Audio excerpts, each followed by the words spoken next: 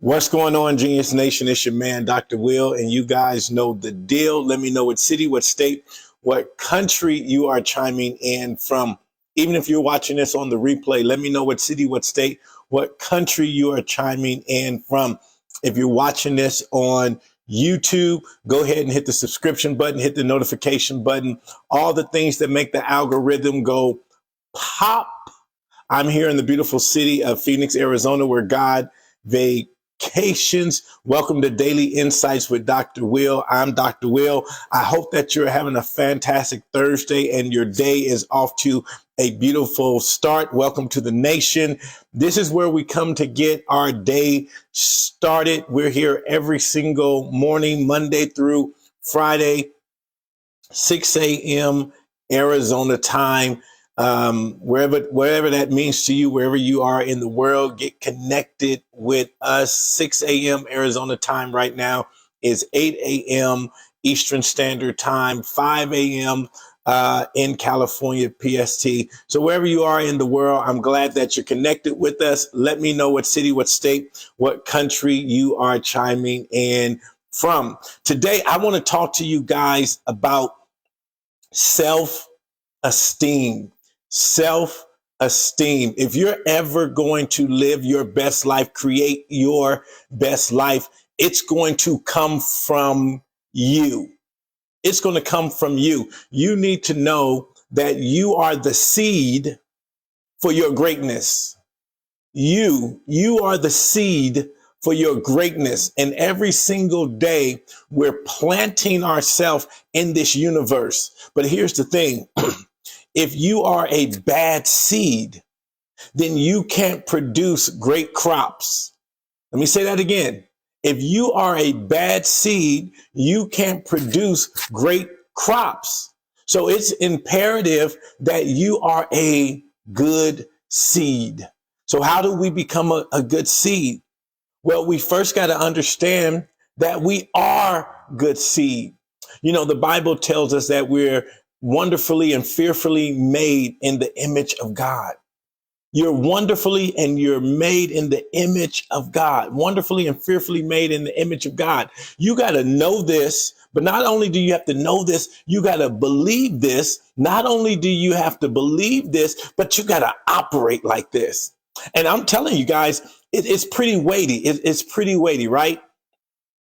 To think that in our frailty, with the mistakes that we make, right? With the failures that we've experienced, how could I be, made in the image of God? How can I be this fearfully and wonderfully made person? Well, you're not fearfully and wonderfully made in his image because you're perfect or because you don't make mistakes. You're fearfully and wonderfully made in his image because that was his design for you. That was his plan for you. And I like to tell people and remind people all the time, before you made a mistake, before you experienced failure, that God had already pronounced over your life that you were great. You're not great because of what you do. You're not great because of what you achieve. You're great because God designed you to be great. And you got to understand that. And you have to speak these things into your life. You know, long before, when I look at my life and I look at my life today and I think about my life yesterday, you know, I was raised in Compton, California. You guys know my story. Compton was said to be the worst city in America. I got involved in gangs. I got involved in drugs, been in and out of jail, all that kind of stuff. But here's what I realized. I realized before I get into all that mischief and all that trouble that God had a plan for me. And all I had to do was get back in line or alignment with God's assignment for my life. And the moment I got in alignment with God's assignment for my life took off. And guess what? None of that stuff that I did before disqualified me for my assignment, because my assignment was assigned to me before I got into trouble, before I had mistakes, before I had failures. My assignment was already assigned to me.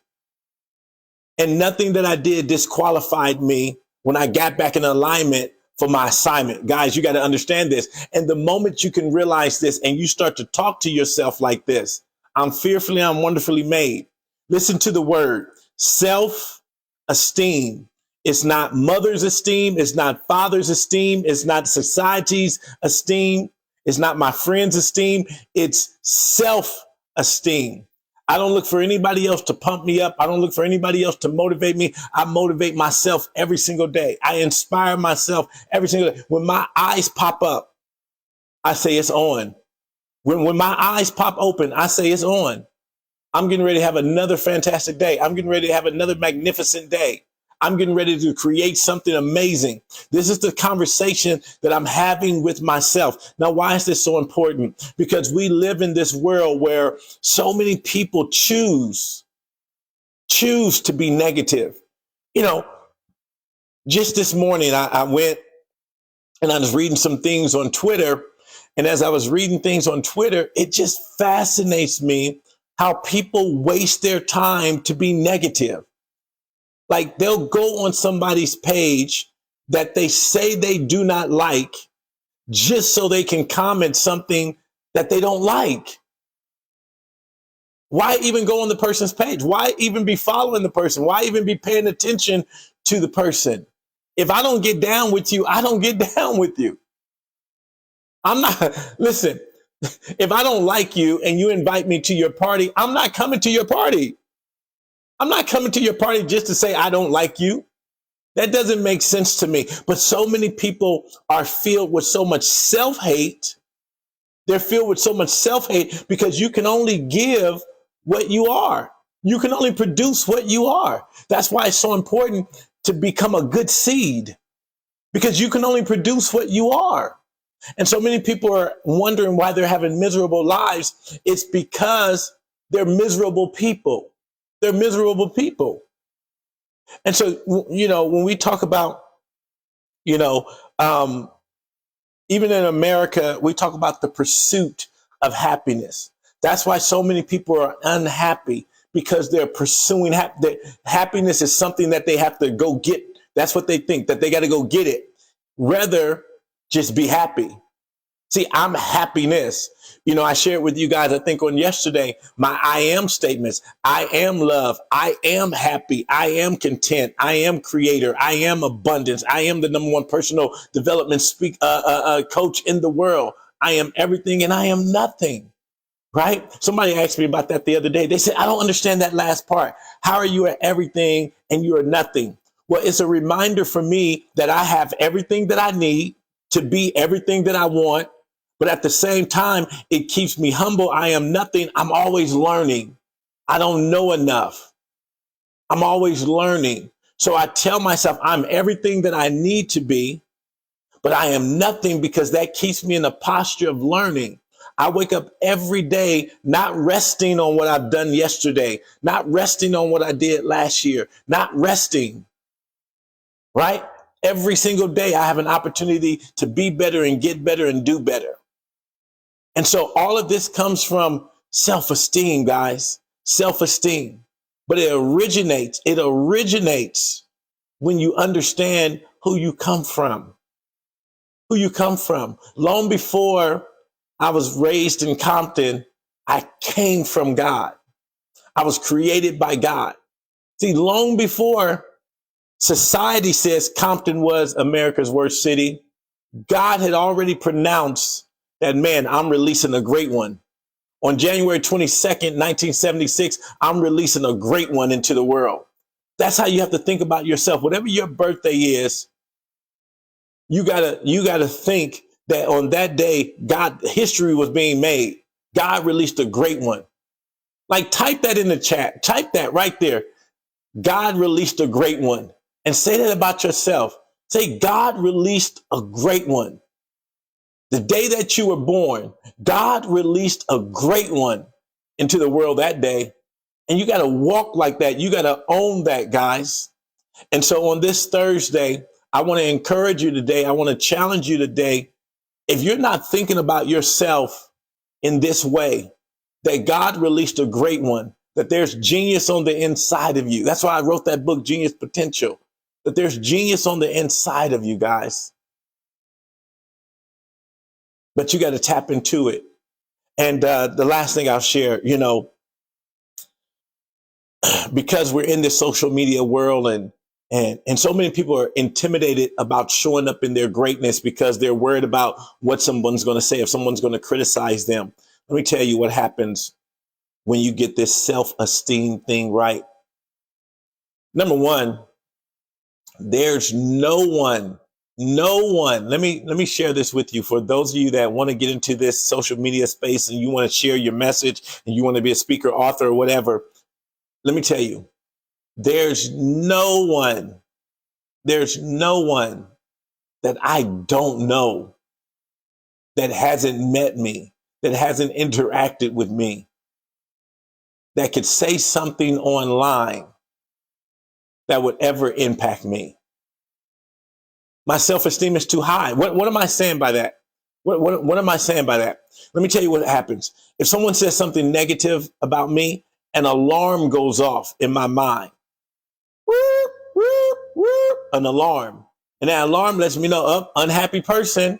That person's unhappy. If you can come on someone's page, if you can come on someone's feed, if you can come on someone's live or whatever it is, whatever the platform may be, to say something negative, if you don't have anything better going on in life, but to criticize someone else, then I know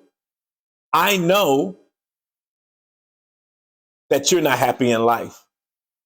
I recently went to a football game and I was in the stands and everybody in the stands were criticizing the coach.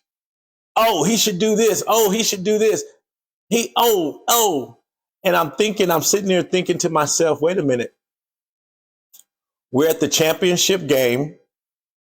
The team is 11-2. So the coach must know what he's doing for the team to be in the championship game and for the team to be 11-2. And I started asking some of the people, I said, well, is this the offense that they usually run? And people said, oh man, I don't know, man. This is the first game. I only came because they're in the championship. Yeah, this is my alma mater. I went to high school here, but I ain't been back in 20 years. But since the team is in the championship, I came to support. Listen to that. I didn't come when the year before they were 2-8. I didn't come that year. But the year that they're 11-2 and they're in the championship, I want to come and I'm going to criticize the game.